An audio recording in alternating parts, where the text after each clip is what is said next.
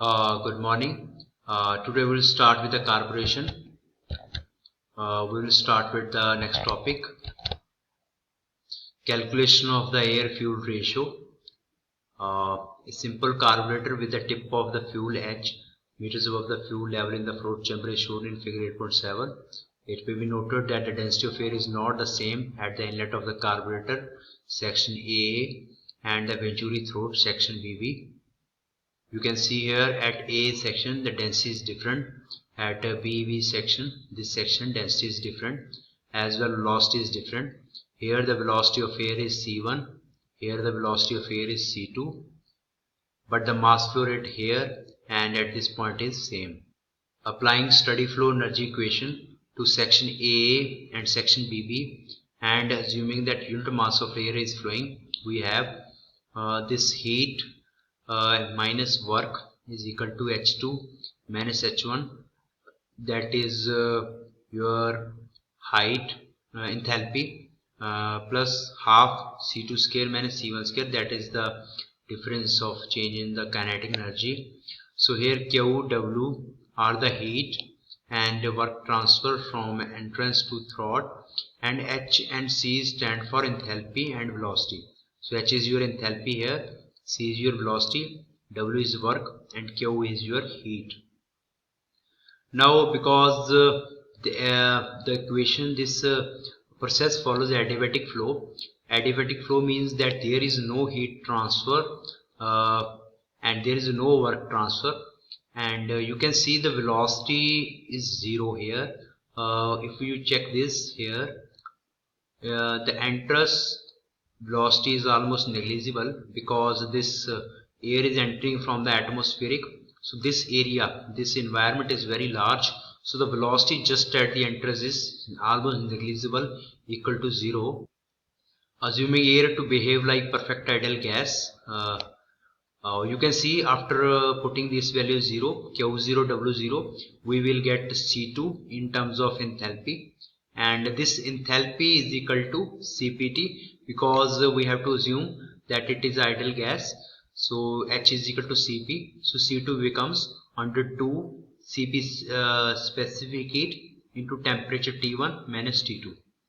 As the flow process from inlet to venturi throat can be considered to be isentropic, because you can consider this as an isotropic process, isotropic expansion process. So for isotropic expansion process, this is the equation: T2 by T1 is equal to P2 by P1 raised to power gamma minus 1 by gamma. From here what you can do, you can find T1 in terms of T2, or you can find T2 in terms of T1. So you can replace this T2 here, so we will get this final equation C2 in terms of T1 and in terms of pressure.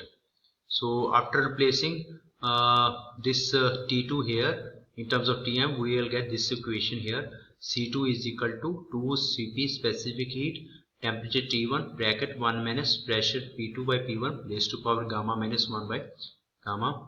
So now the mass flow rate of air, as the mass flow rate of air is equal to it is density area into velocity at both the section, it is same. This is at the inlet section AA, this is at section BB, density 2, area 2 and C2, where A1 is the area of this tube here and A2 is this area.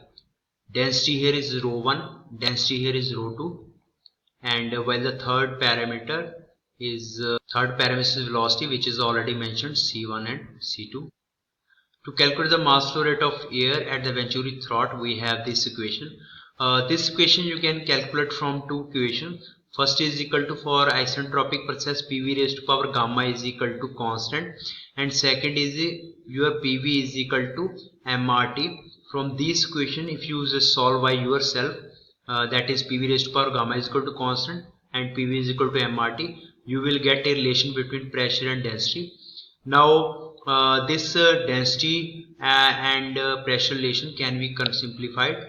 You can will get a value of density here in terms of P2 and P1. So you can replace this density here. You can put this density here. Okay, so final mass flow rate of air you will get as in terms of this into A2 and C2 we had already calculated here above. So this one, this value. So put value of C2 here, put value of density here, and you will get this expression mass flow rate of air. Now again this density can be placed by P1 by RT, A2 to Cp T1 bracket 1 minus P2 by P1 raised to 4 gamma minus 1 gamma. You can take these factors out, and after solving, putting the values, what we will get, you can see Cp is 1005 joule per kilogram Kelvin, gamma is 1.4, and R is 287 joule per kilogram Kelvin for air. Put these values here and you will get this equation, and this is your final mass flow rate of air. Up to, and this factor we can write as a phi here. We can simplify this, we can write as phi, because these things are constant. Your pressure is fixed, P1 is Newton per meter square, A is area, and T is Kelvin. These three parameters are fixed. Outside inlet temperature is fixed, pressure is fixed, area is fixed. So these are just constant value, and this is your phi. So this up to here is the mass flow rate of air. Equation 8.11 gives the theoretical mass flow rate. To get the actual mass flow rate, the above equation can be multiplied by coefficient to discharge of Venturi. Now whatever we get here, mass flow rate in ideal case, but as we know, the pipe and Venturi had some coefficient of discharge. That means the actual flow rate by theoretical flow rate. So we will multiply by this equation by coefficient of discharge. So we will get this mass flow rate, actual flow rate, that same equation multiplied by coefficient of discharge. So mass flow rate of air is proportional to pressure and under root of temperature at inlet. So this is our actual mass flow rate of air. The next we will calculate, because we have to actually calculate mass flow rate air fuel ratio in the carburetor. So we have to calculate the mass flow rate of air. Now we will calculate the mass flow rate of fuel. In order to calculate the mass air fuel ratio, fuel flow rate is to be calculated. As the fuel is incompressible, applying Bernoulli's theorem we get fuel is incompressible. So we had applied Bernoulli's equation. We had applied Bernoulli's equation here at this point and at this point.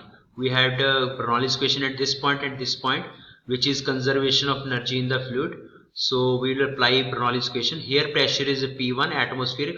Here pressure is P2. Density is same at both the places. And you can see this is the height difference which fluid has to achieve, and you can see velocity in the float chamber is almost 0, and here is your velocity of the fluid. So here velocity of the fuel is 0, here you can treat as CF.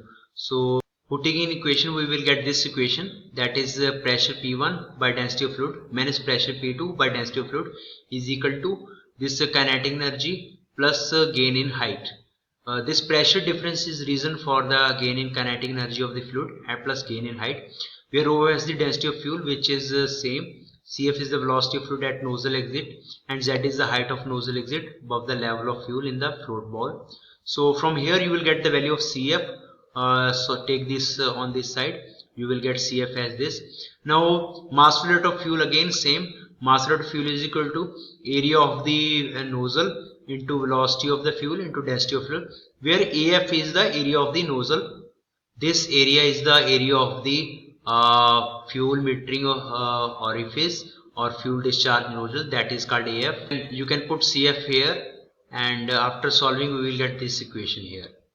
Now again, because this is again a nozzle and it has some coefficient of discharge, where CDF is the coefficient of discharge of the fuel nozzle. So multiply this equation with the coefficient of discharge, we have the actual fuel flow rate. Now what is air fuel ratio? As we know, it is mass flow rate of actual mass flow rate of fuel to the actual mass flow rate of you can say air. So the ratio of this two is, we have calculated both these parameters. Here we have the actual here we have this actual flow rate of the air, and here we have in this equation we have the actual flow rate of the fuel. So take the ratio of these two and we have this final result, that is air fuel ratio in the carburetor. We can derive the same equation in a more simplified way. If we assume that air is incompressible and density of air is fixed, then we can treat air as a working fluid. In the same way we had treated, here we had treated the fuel as a incompressible fluid. In the same way we can treat air as incompressible fluid.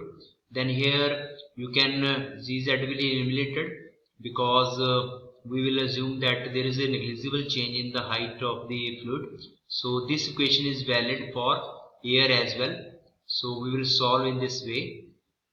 You can see here we have taken density pressure of air at one point and pressure of air at 2 point eventually is equal to this pressure difference of air causes the velocity, and you have this C2 is equal to 2 bracket P1 minus P2 by density of air. Then mass flow rate of air is equal to A2 C2 rho 2, and actual mass flow rate is, after discharge you will get this very simplified equation, and air fuel ratio become again the same here. This is the actual mass flow rate of air, and we have calculated this is the actual flow rate of the fluid. So you will get here this equation, and Z is assumed 0. If we will again neglect the value of Z, which is the you can say depression in the level of the fluid at the fuel metering nozzle. If you neglect this, you will get this more simplified equation.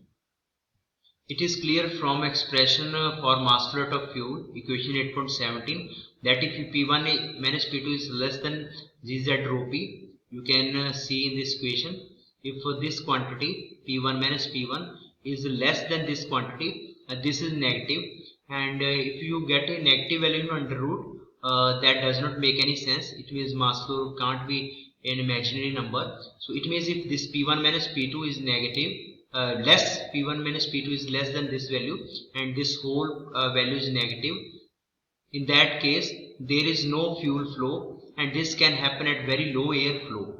Which means when the air flow is very less, there is no carburation at all, and no mixing of air and fuel.